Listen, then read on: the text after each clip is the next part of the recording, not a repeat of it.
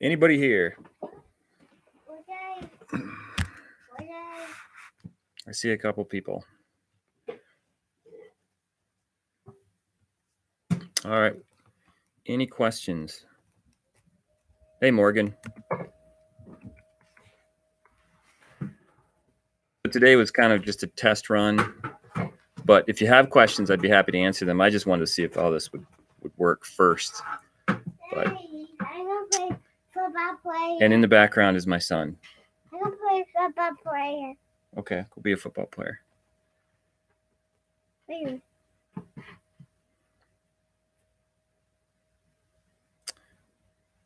So you guys can see me. We're going to be.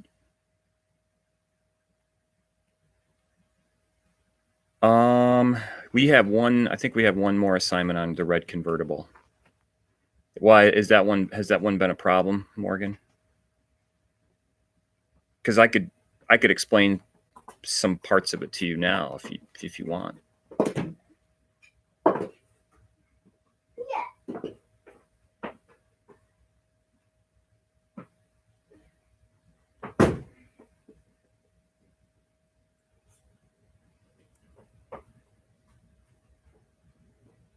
Oh, okay.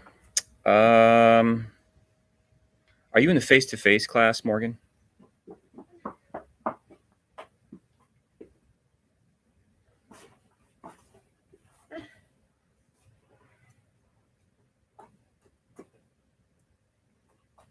Okay, I'll check it out. I might have lost the link between the two. Sometimes that happens when I like import and export courses. So like it's a long story, but I'll look into it and make sure and make sure that the two things are linked, because if it's not working in your class, then it's not working in my other online class, and it won't work in my face-to-face class. So that would be a huge problem. Any other questions?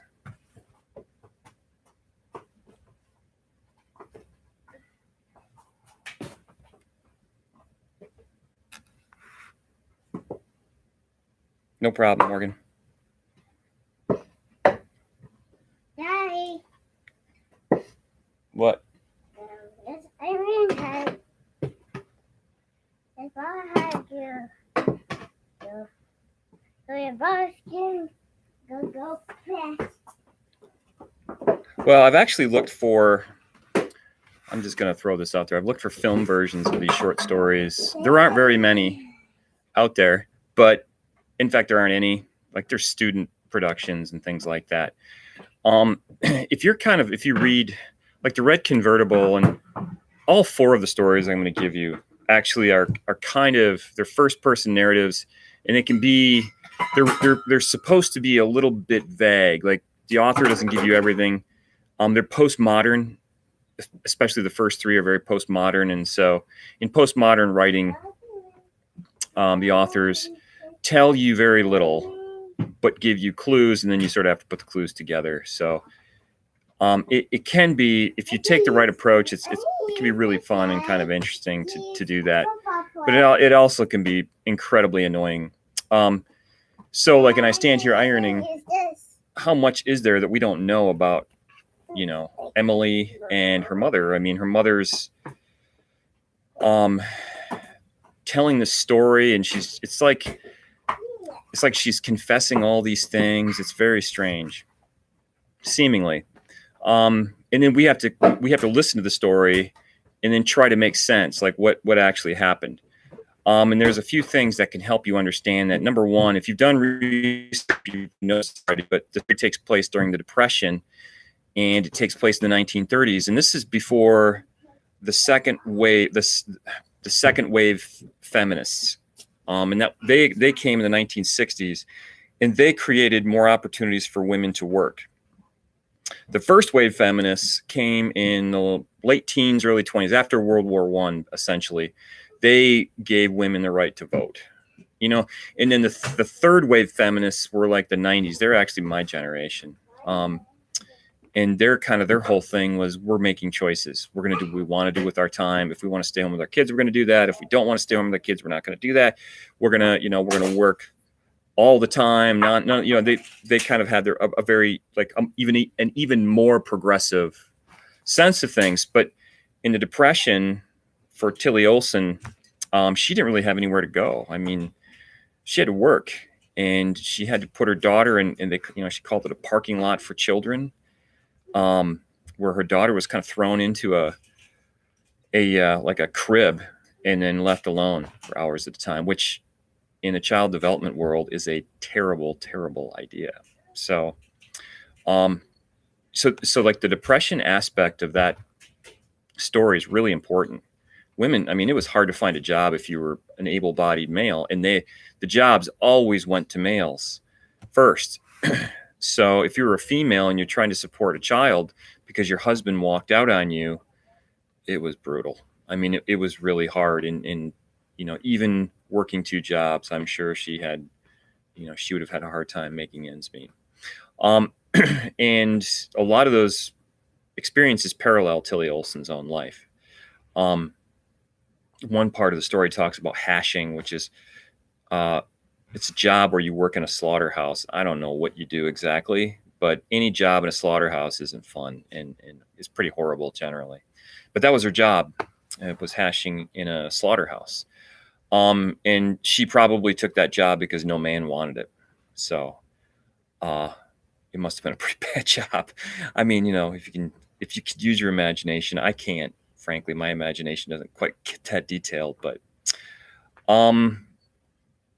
and so, like, in really both of the stories, the Red Convertible too, if you haven't read it yet, and I don't think I assigned it for this week. I think it's for next week.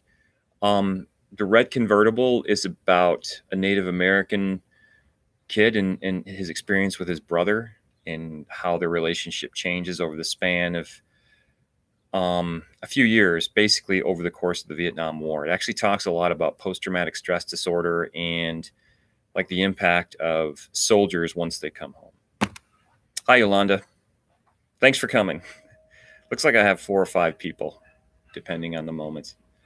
Any questions, Yolanda?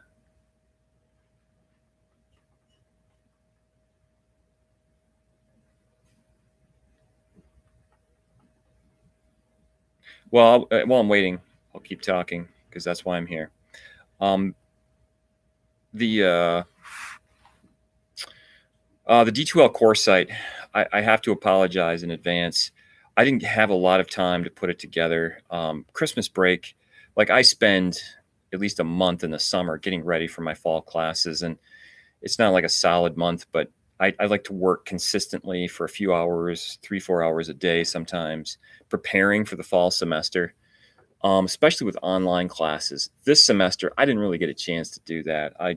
I'll be honest with you. So if something doesn't work, I mean, I put it together in about 4 or 5 days, and that's just my OCD will not allow for that. So if something doesn't work, I just let me know, or doesn't look right, like the Red Convertible assignment. Let me know. It's probably just a simple thing I overlooked when I was trying to put all the pieces together. So, any other questions?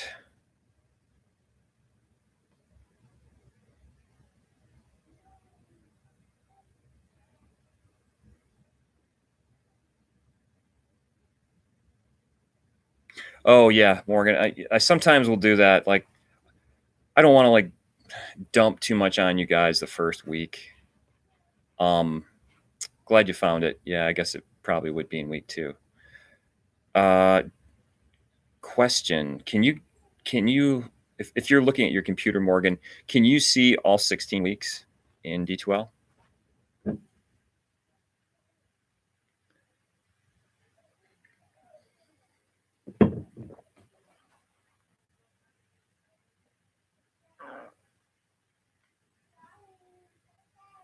Thanks, Morgan. I can't tell because the administrator can always see all of the folders, so always looks great to me. It always looks there to me, and it's supposed to actually, the folders are supposed to appear on the days that they open up. Okay. Well, apparently I can't do anything about it anymore. So the only reason I don't let students see all of the folders at once is sometimes they work very, very far ahead, like too fast, and then they don't get the instruction. But that is rarely a problem. Rarely. So if you want to work ahead, you could, or you can wait. I think the understanding the stories is a little bit easier if you have a chance to like discuss it. I don't know, the first time I read I Stand Here Ironing, I thought, why in the heck would I ever use this in my class? It was years ago. I mean, I probably was in my first or second year of teaching when I read it. And then I took another look at it and I thought, wait a second, there's stuff going on here. And then I had to do some research and then I sort of understood it after that. But it took a couple reads just for me to understand it on my own. And then every time I have a discussion with students about that story, there's new things I always pick up on.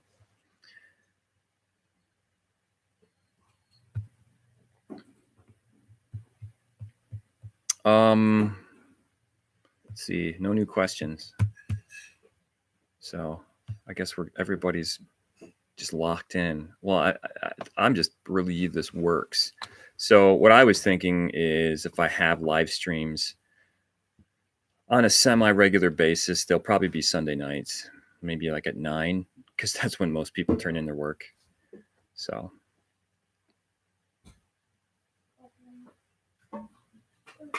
It does, yeah, Morgan, I agree. The Spark Notes helps. It's just, I know like the concern we all, like English teachers always have with something like Spark Notes is that you're just going to read the Spark Notes and not the story, but you can't really write the paper without reading the story. You have to use examples. So I don't really worry about it. But yeah, Spark Notes really helps.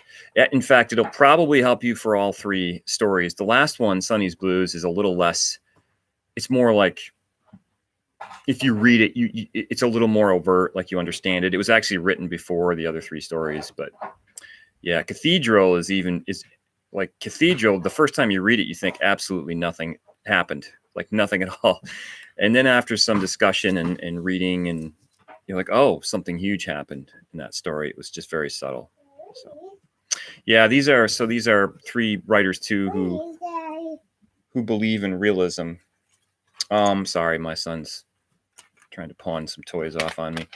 And realism is like, instead of having like, if you go to the movie theater and you're watching a film and, you have some guy who's, super cool and he's like, trying to save the world or something like that. You have all these big events and and it's not realistic. And hi, Morgan Peltier. Sorry, my eyes are going bad. Welcome, Morgan P. How about that? So anyway, in these stories, you're not going to have big events. No one's going to, like there's not going to be a murder or something really like out of the ordinary or crazy. It's kind of like these are stories about the things that happen to everybody in the world around us already. No one's saving the planet or anything like that. It's much more, this is what our lives are like, our relationships are like, and things like that. So the stories are going to seem anticlimactic. And then you start to talk about them. And because what the postmodernists realized is that our everyday lives, they had their own sort of beauty and enchantment and strength and power. And we sort of look for, we don't need to escape from it all the time. Sometimes we need to step back and appreciate the life that we have, or the opportunity to live, even if our life isn't quote unquote extraordinary. So that's postmodernism essentially, or I should say realism. And it all kind of connects to postmodernism. They're 2 separate things, but in my mind, they have very close connections. So I'm in my basement and my son is finding toy cars. He's not supposed to find. Oh, he's laughing now. Any other questions? I think I need to scroll down here. I can't. I guess just generally, what do you guys think of?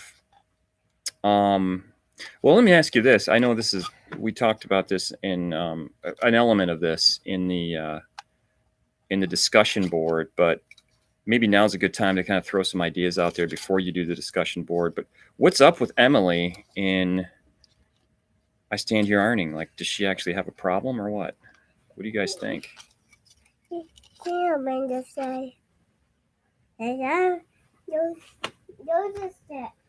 Anybody? There's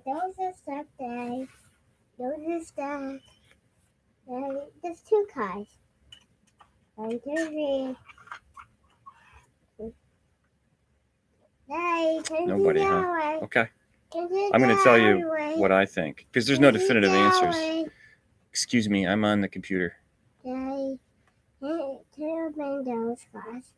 You didn't open those cars. Yeah, I would agree, Morgan. Self-image. And she probably has a self-image problem because her mother seemingly has a self-image problem.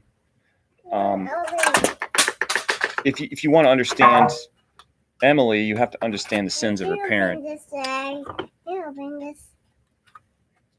I can't open that. You have to understand the sins of the parents, because the parents, the mother in this particular case, feels guilty about what she's done to her daughter. She thinks she's done something. The reality of it is she hasn't really done anything that she couldn't control, or that she could control, and that's kind of the problem. But it's always, to me, a fascinating story, because parenting is about, if you do it well, is a lot of guilt and a lot of wondering, like, did I screw this kid up?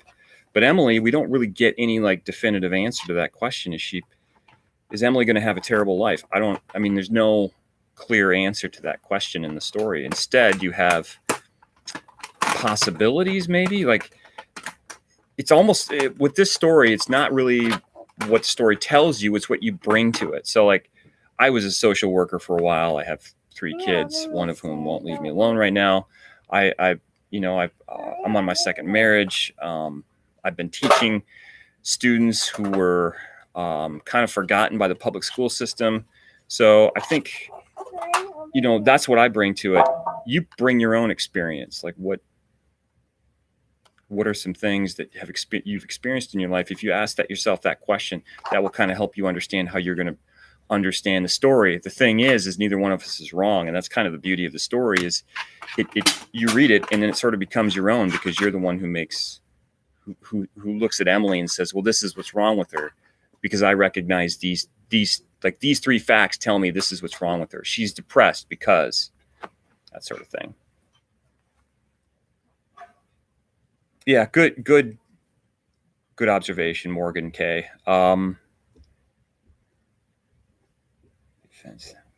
Yeah, I think you're right. I think it's probably it's not there's not one answer to the question. She thinks it's more than one thing, and so is it. And it's that critical nature versus nurture argument, right? It's about, like, whose fault is it really? Is it the environment we live in, or is it is that just how we are? Like, those kinds of questions. But she clearly feels guilty about the way she forgot Emily. She kind of makes a point of bringing up how she looked at Emily, and then she had this other daughter who was perfect, kind of seemingly, and was the daughter of the husband who was there instead of the one who left. And I think that, so then you have this conflict between the two of them, that these 2 children, like, you have one who represents the success of redeeming yourself and remarrying and getting through the depression and the war and raising a child on your own, and then you have this other child who represents the failure. This guy picks up and leaves. You're stuck. You have to make all these horrible choices for your daughter, and so that kind of makes it that I think you're absolutely right. It makes things a lot more complicated. It's not a yes or no question. There's no one definitive answer. She seems to be exploring all the possible answers to the question of what went wrong. So, yeah. And then, like, who is she talking to? That's a matter of debate too. Do you guys have any idea or any? Does anybody have any like guesses as to who she's talking to? I'll give you a second to type because I need to drink my coffee. I think my son might finally be leaving me alone.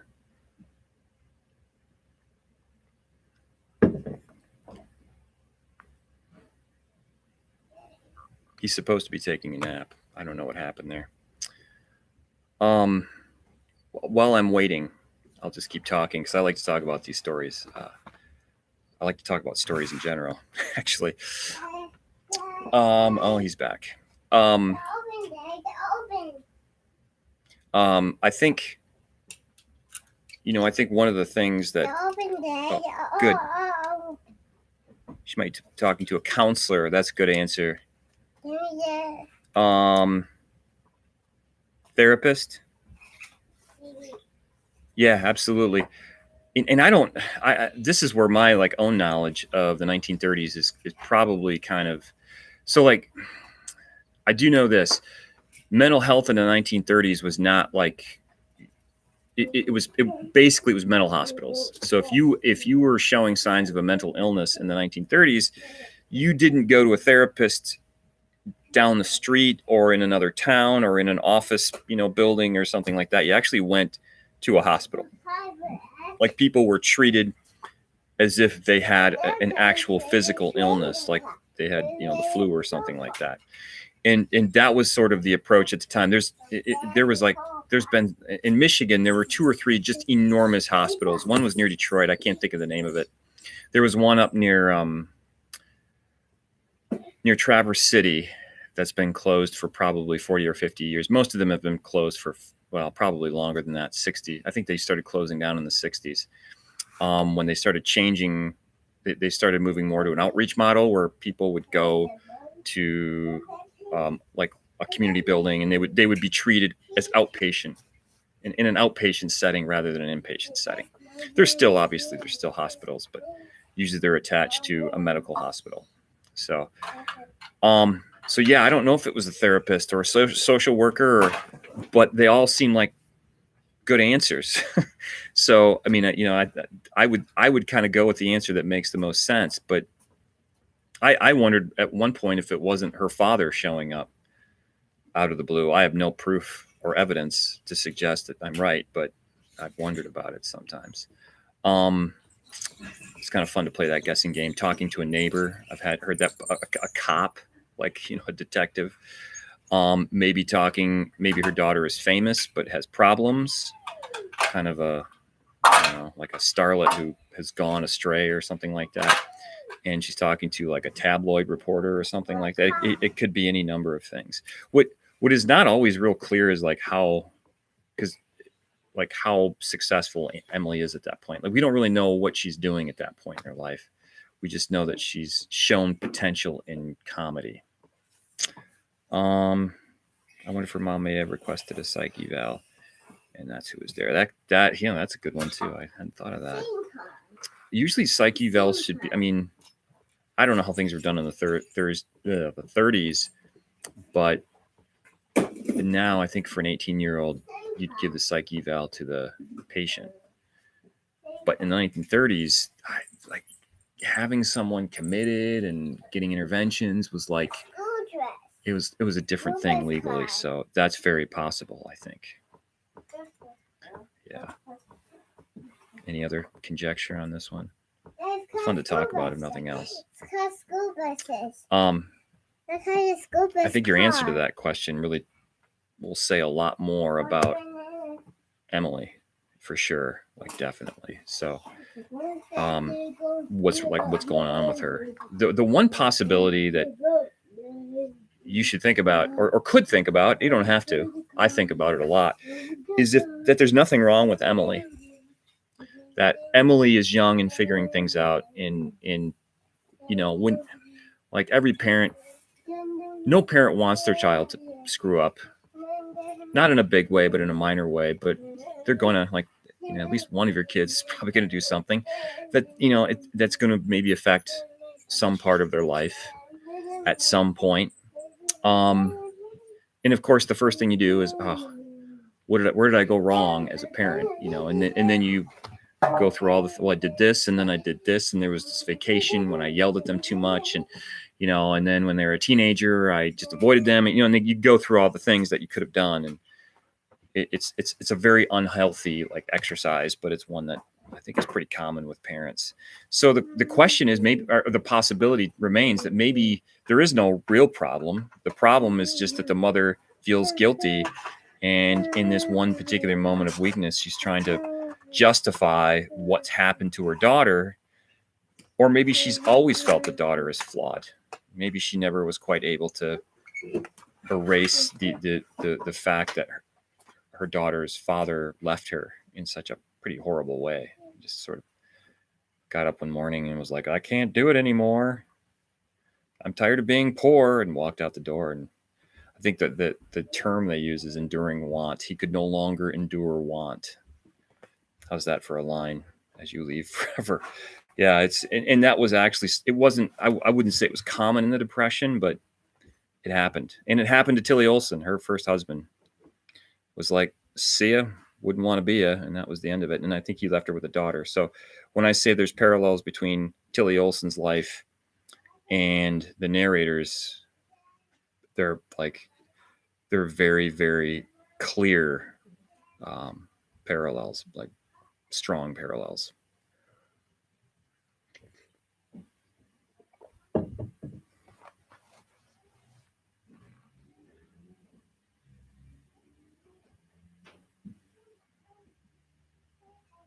Yeah, Morgan, that's a good point.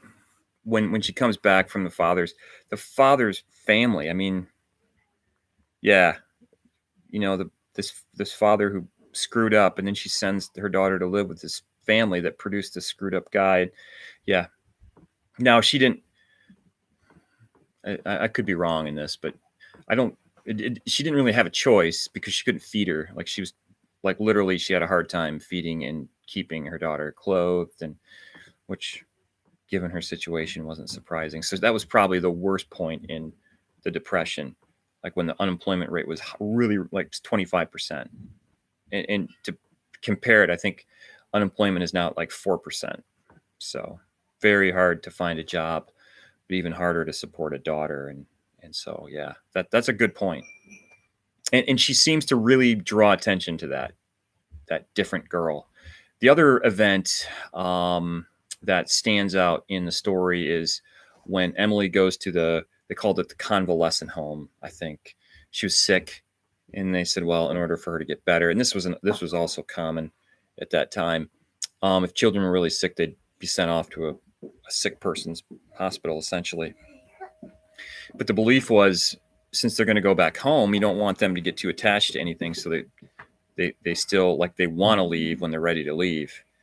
But of course, the problem with that is you can't children attach. That's just what they do. That's how they survive. And so the mother says, well, if she had not gone through all of this, she would have been better off. She hadn't gone to this hospital.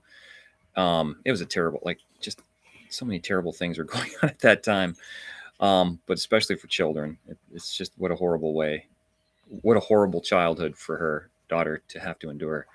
And so much of it, her mother just couldn't control. The convalescent home, my understanding is they didn't really give people a choice. Doctors told you, send your child to the convalescent home. So, any other questions?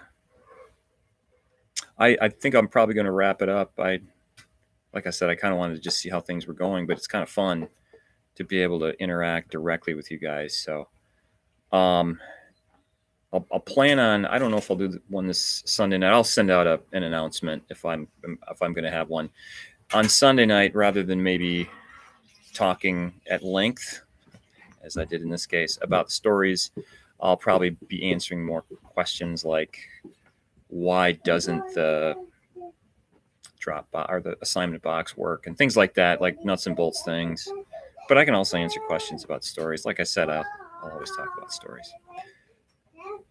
So any other questions before I let you guys go?